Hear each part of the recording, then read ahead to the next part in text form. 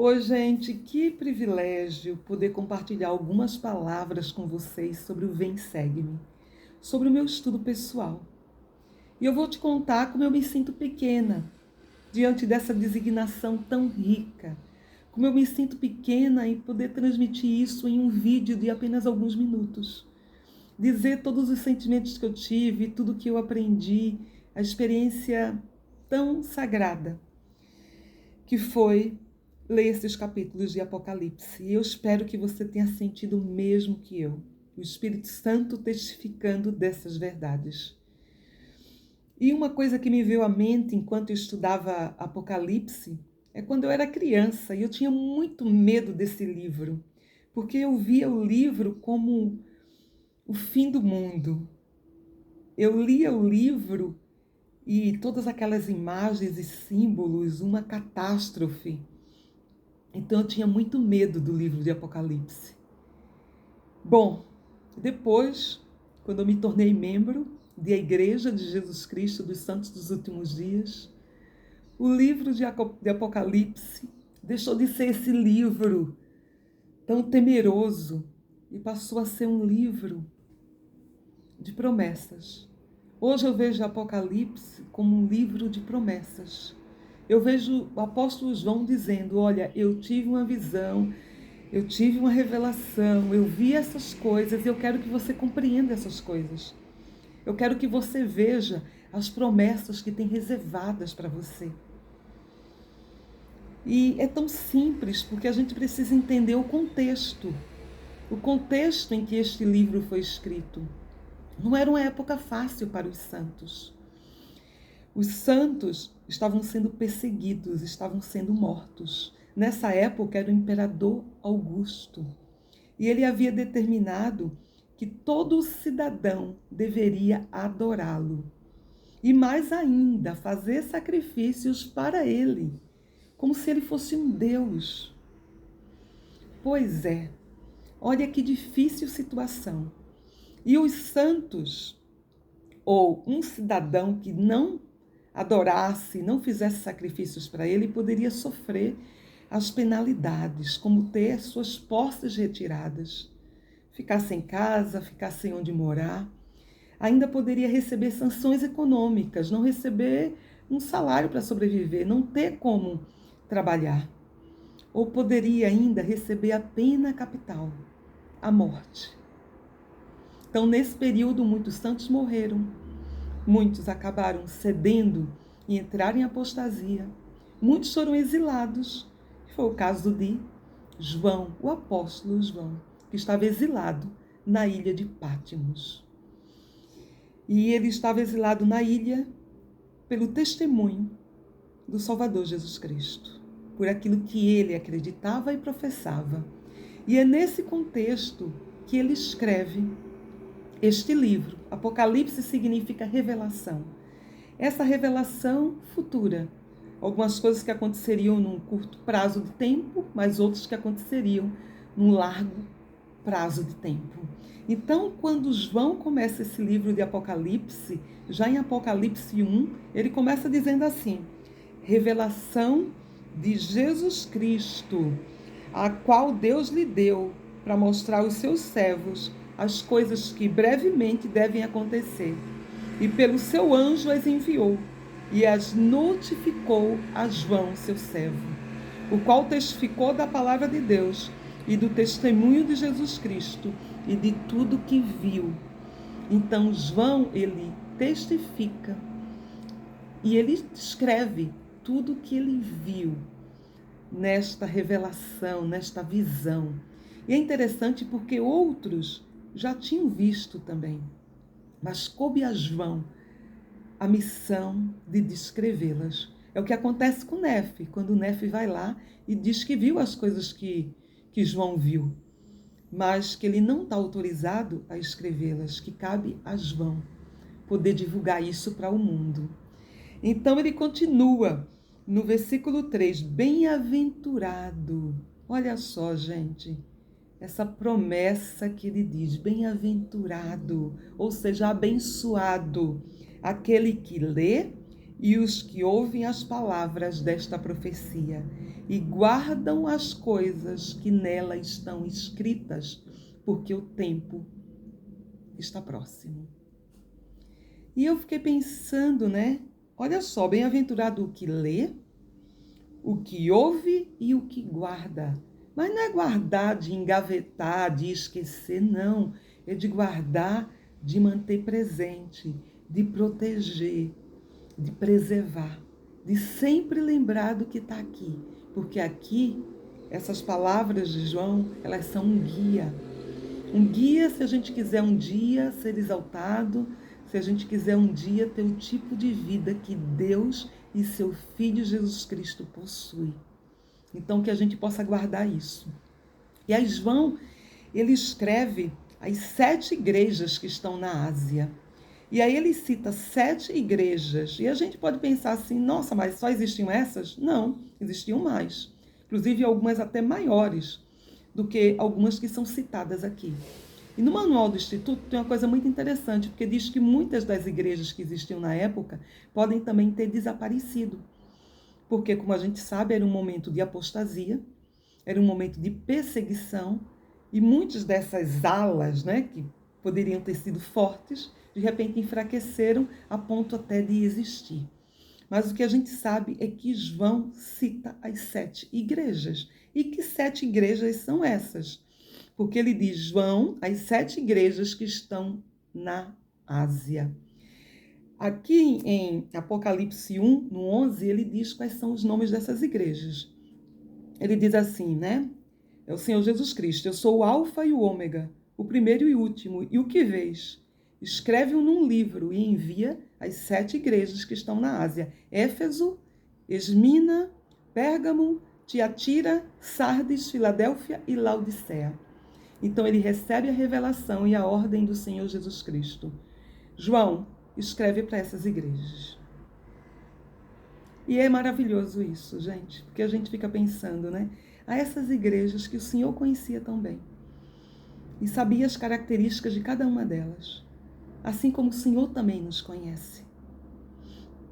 E aí ele diz, e da parte de Jesus Cristo, que é fiel testemunha, o primogênito dentre os mortos, o príncipe dos reis na terra, aquele que nos amou e em seu sangue nos lavou dos nossos pecados e nos fez reis e sacerdotes para Deus e seu Pai. A ele glória e poder para todo sempre.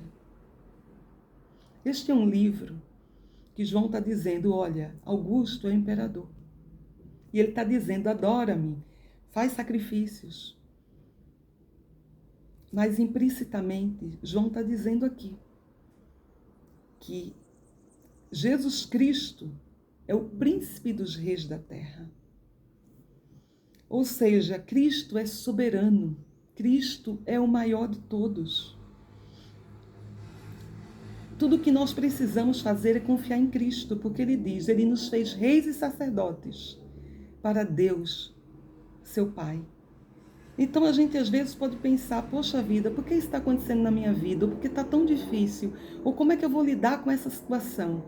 Se a gente confiar em Cristo e confiar nas promessas dEle, saber que Ele é soberano, não tem nada na terra que vai nos deter. Não tem nenhum problema que não seja solúvel, não tem nada que a gente passe que não vai ser resolvido um dia, porque Cristo, com a sua justiça, com a sua misericórdia, com a sua expiação, Ele já resolveu tudo. Tudo que a gente precisa é ser obediente, é seguir a Cristo, é olhar para Ele, é crer nele, é fazer a vontade dEle. E Ele nos fez reis e sacerdotes para Deus e seu Pai. E eu tive uma experiência tão espiritual, porque eu fui ao templo na semana passada. E a minha carona me levou, chegamos lá bem mais cedo. E antes de entrar na sessão, né, enquanto eu li as escrituras, eu decidi ler a designação do Vem Segue-me. E dentro do templo eu abri e comecei a ler Apocalipse 1, Apocalipse 2. E de repente parecia que o véu tinha saído da minha mente. E foi tão claro para mim, tão claro. E eu nunca tinha percebido Mas naquele momento me veio à mente, o livro de Apocalipse é um livro sobre o templo. Porque o templo é a representação do reino celestial na terra. E à medida que eu lia e falava de vestes brancas, e falava de reis, de sacerdotes, todas as coisas do templo parece que se descortinava na minha mente. E eu espero que vocês também tenham tido uma experiência espiritual ao ler essa designação. E um testemunho mais forte de que este é o Evangelho de Cristo, restaurado na terra. E ele diz, nos fez reis e sacerdotes para Deus seu Pai. Né? E ele diz que esse Cristo, ele nos lavou dos nossos pecados. Ele nos lavou com o seu sangue. Que a gente possa lembrar disso a cada domingo, quando a gente faz um novo convênio, quando a gente renova os nossos convênios batismais, que Cristo nos lavou com o seu sangue. Que a gente possa lembrar quando a gente entra no templo, a gente também é lavado, a gente também é ungido. E ele diz ainda que ele é o alfa e o ômega, e que todo olho verá no dia que ele voltar. Né? E ele continua falando, né, desse testemunho de que ele viu. E é interessante porque ele fala das 7 igrejas e ele aí começa a falar vários simbolismos. Né? E virei para ver quem falava comigo. E ele diz, e vi castiçais de ouro.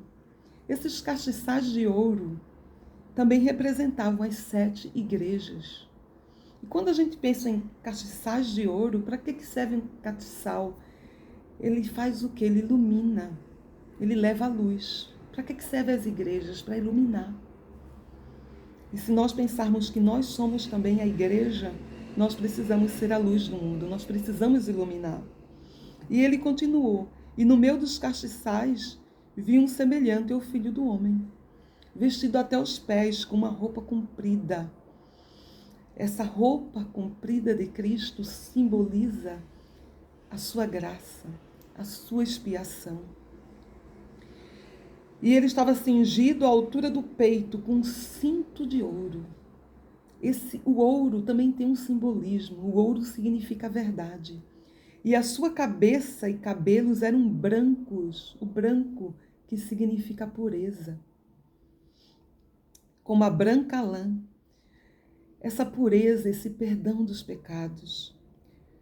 A branca lã como a neve, e os seus olhos como chama de fogo, e os seus pés semelhantes a latão reluzente. E os seus pés representando a justiça, como se estivessem sido refinados numa fornalha, e a sua voz como a voz de muitas águas. Essas muitas águas representando poder. E, gente, eu fiquei pensando, essa semana eu vi um vídeo, acho que era na Rússia, de uma avalanche de águas, levando carro, levando tudo que encontrava pela frente. A força das águas, como a voz de muitas águas, representando esse poder.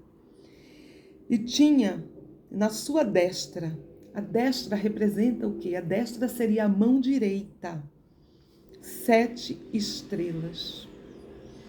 Essas 7 estrelas representam os anjos, mas na versão inspirada de Joseph, ele diz que esses anjos são os servos que estavam nas 7 igrejas. Então a gente fica pensando naqueles que serviam também a liderança. Esses eram as 7 estrelas. E da sua boca saía uma afiada espada de 2 fios. Seu rosto era como o sol, esse sol indicando luz, fortaleza. E quando vi, caía a seus pés. Ou seja, João faz uma descrição do Salvador Jesus Cristo. E ele diz, e quando vi, caía a seus pés, como morto. E ele pôs sobre mim a sua destra, a sua mão direita, dizendo, não temas, eu sou o primeiro e o último. Gente, eu fico imaginando essa experiência do apóstolo João. Será que importava para ele estar exilado? Não, importava para ele saber, eu vou morrer, né, pelo evangelho. Ele estava disposto a qualquer coisa que fosse necessária. É impressionante, né? É impressionante porque esses são os apóstolos do Senhor. Esses são os apóstolos defendendo a verdade, defendendo tudo, não importava nada para ele. E ele viu o Salvador Jesus Cristo. Eu fui o que vivo e fui morto.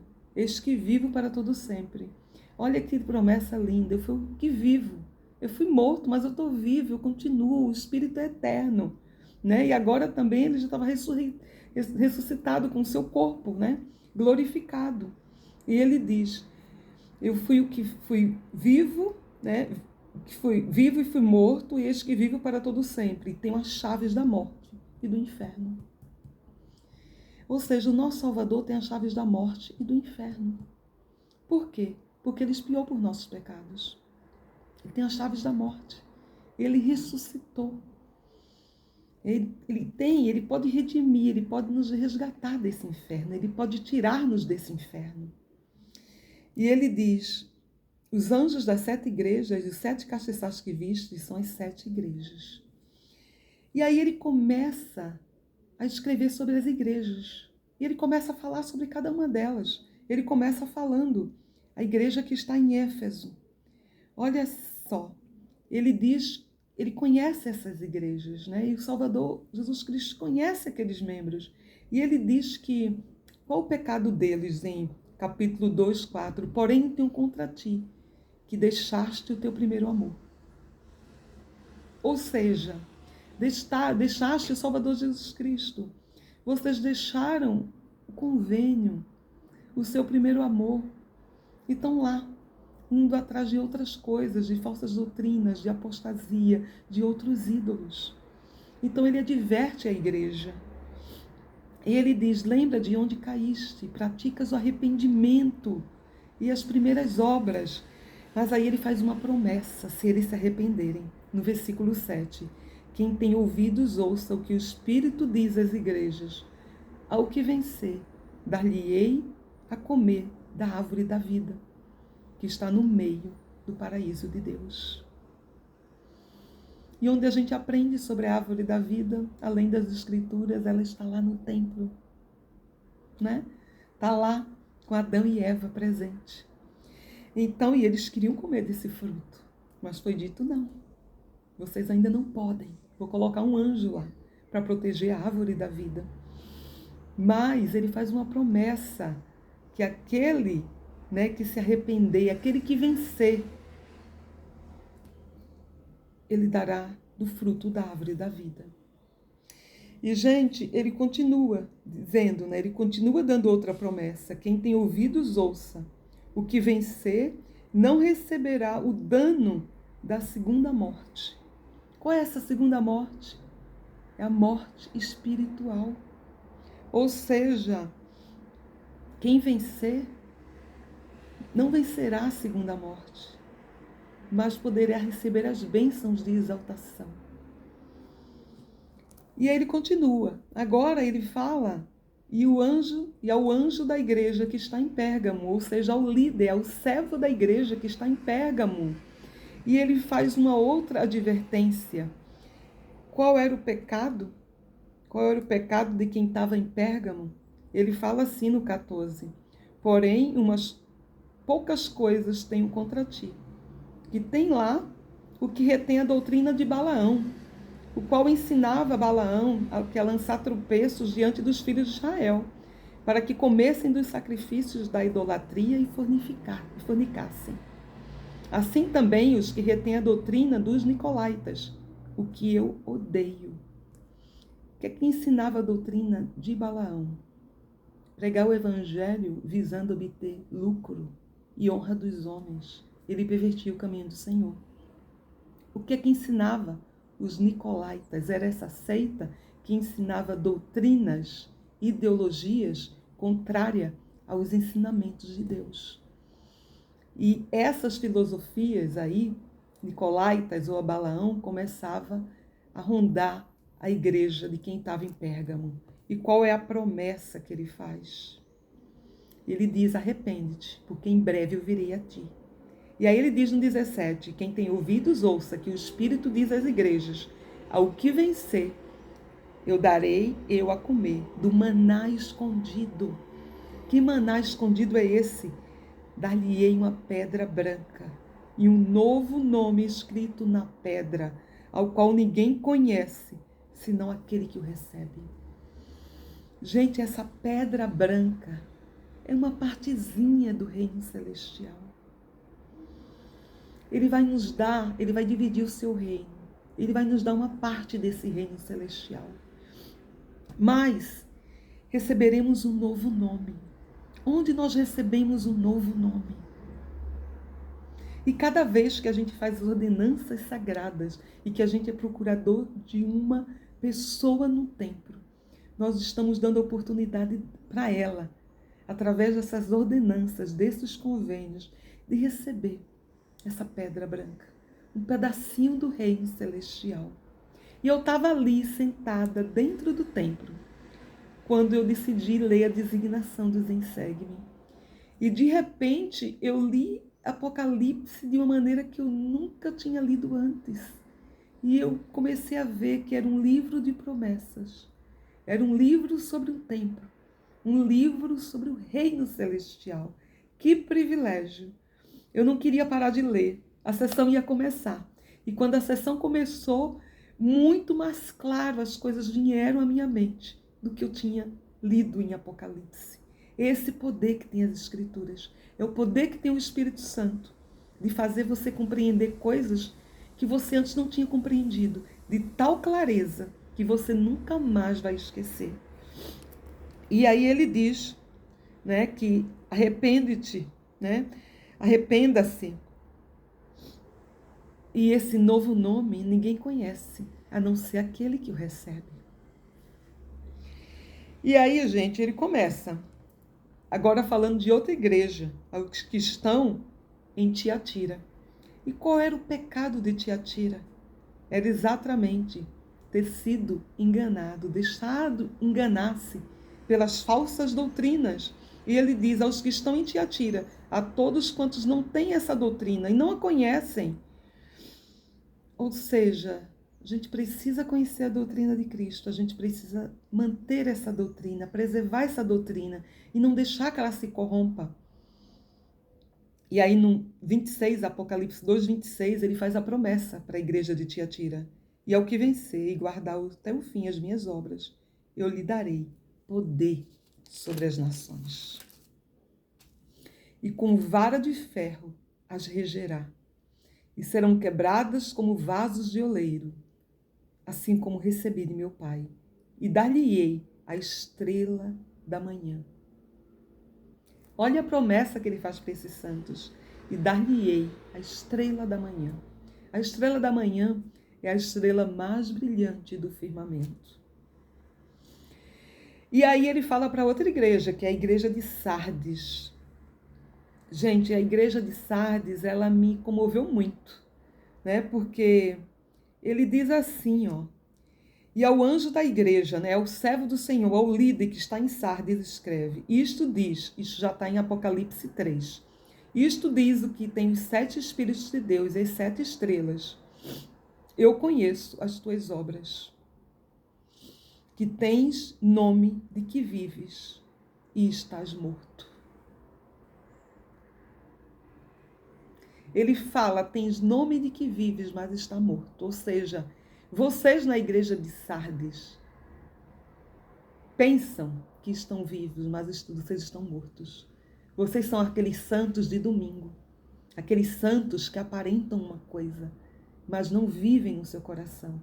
Aqueles santos que não leem as Escrituras, aqueles santos que não vão ao templo, aqueles santos que não estão dispostos a fazer sacrifícios, aqueles santos que vão à igreja talvez como um clube, socialmente, cumprir um requisito. Eles estão mortos, pensam que estão vivos, mas estão mortos. E eu pensei tanto sobre isso. Que santo dos últimos dias você está sendo? Será que você tem aquele mesmo gás, aquele ânimo de quando você era um membro novo, de quando você recebeu as palestras missionárias, que você queria pregar o evangelho para todo mundo? Será que você, cada domingo, levanta com aquele desejo, eu vou à igreja, eu vou ajudar alguém, eu vou servir melhor? Ou será que você vai à igreja se arrastando? Que tipo de santo é você? Será que você está vivo ou está morto? Ou você está morto pensando que está vivo? Gente, isso é muito sério. Eu conheço tuas obras, que têm nomes de que vives e estás morto. Você aparenta algo que você não é. Mas Deus sabe quem você é. E ele faz uma promessa para esses santos. E o que vencer, em Apocalipse 3:5, o que vencer será vestido de roupas brancas. Onde a gente veste roupas brancas. E de maneira nenhuma arriscarei o seu nome do livro da vida. E confessarei o seu nome diante de meu Pai e diante de anjos. Gente, não tem como se emocionar. Foi o que aconteceu comigo. Estou lá no templo, de repente lendo o Apocalipse e comecei a chorar. E eu pensei, poxa vida, nunca pensei que eu fosse chorar com esse livro. Mas chorar de alegria pelas promessas que estão reservadas aos santos. E quando ele diz assim, ó, de maneira nenhuma arriscarei o seu nome do livro da vida. Sabe aquela sensação de você ter o seu nome escrito? É como ser convidado para uma festa. Imagina, às vezes a gente recebe lá um convite, né? E a gente tem que apresentar aquele ticketzinho nominalmente. O que é que acontece se o seu nome não estiver na relação de convidados? Você pode passar um vexame ali e não conseguir entrar. Não é assim? Mas ele está fazendo essa promessa que o seu nome estará no livro da vida. Ou seja, ele vai dizer assim, ó, que entre. Que entre. Você passou por todas as provas. Você venceu o mundo. Você é digno que entre na minha presença, que entre no reino celestial. Vocês entendem? Porque o livro de Apocalipse é um livro sobre tempo. É um livro sobre vida eterna. É um livro de promessas. Não é um livro que João escreveu para a gente ficar com medo. Não. É um livro para que ele desejou compartilhar, para que a gente sentisse vontade de participar dessas promessas. E aí ele fala da igreja de Filadélfia. Ele fala sobre Filadélfia, que está resistindo com paciência, que está aguardando a hora da tentação, que essa tentação vai vir sobre todos eles, que o Senhor põe à prova os habitantes da terra, eles passariam por elas. E ele diz que eis que venho logo, guarda o que tens, para que ninguém tome a tua coroa. Ou seja, o que vencer, ele faz a promessa. Continua assim. Vamos lá, santos de Filadélfia. Continua. Vai vir a tentação para vocês, mas resistam. E é quem vencer, eu farei coluna no templo do meu Deus. Gente, o que é uma coluna? A coluna é parte da estrutura. Tirando uma coluna, tudo isso pode ser destruído. A coluna ajuda a manter, a sustentar. Ela é parte desse plano. Então eu te porei por coluna no templo do meu Deus, e nunca sairá. Escreverei sobre ele o nome do meu Deus e o nome da cidade do meu Deus, da Nova Jerusalém, que desce do céu do meu Deus, e o meu novo nome. Olha só, imagina você ter escrito o nome de Deus. Em outras palavras, você é coluna, você sustenta com Deus. Você também será um Deus. Claro para vocês? E aí ele fala sobre Laodiceia. Quem tem ouvidos, ouça. Eu conheço tuas obras, que nem és frio, nem quente. Quem dera fosses frio ou quente. E assim, porque és morno e nem és frio nem quente, vomitar-te-ei da minha boca. Porque dizes, rico sou, eu estou enriquecido e de nada tenho falta. E não sabes que és um desgraçado e miserável, pobre e cego e nu. Que forte isso! Aconselho-te a que de mim compre ouro refinado no fogo, para que te enriqueças. Ouro refinado. E vestes brancas para que te vistas e não apareça a vergonha da tua nudez. Pouco vai adiantar o ouro, a riqueza dessa terra, se não comprarmos o ouro refinado no fogo que enriquece. Ele faz a promessa, ao que vencer lhe concederei, que se assente comigo no meu trono, assim como eu venci e me assentei com meu Pai no meu trono. Qual era o pecado de Laodiceia? A apatia, a ver o outro necessitar e não fazer nada. A chegar no domingo, ver o irmão aflito e não se aproximar, a não ministrar, a dizer, isso é um problema do bispo, deixa que a presidente da Sociedade de Socorro resolve, tem outras pessoas. Essa é a apatia espiritual. É não ser quente nem frio, é ser morno. E é tão forte isso, gente, que a gente possa pensar, será que eu estou passando por um momento de apatia? Será que eu tenho amado o meu próximo? Será que eu tenho servido? Será que eu posso ajudar o meu próximo e não tenho feito como deveria? Esse era o pecado de Laodiceia. Mas o Senhor diz que ao que vencer, lhe concederei que se assente comigo, com Ele, lado a lado no seu trono. Eu não posso imaginar esse momento. João descreve o Salvador Jesus Cristo. Descreve ele como o leão, descreve ele como um cordeiro. Eu aprendi tanto com essa designação. Eu espero que você tenha desejo de ler mais as Escrituras, que tenha um desejo de se aproximar desse Cristo, desse Salvador. Ele vive e nos ama. E Ele deu a sua vida para que um dia a gente se sente lado a lado com Ele, no seu trono.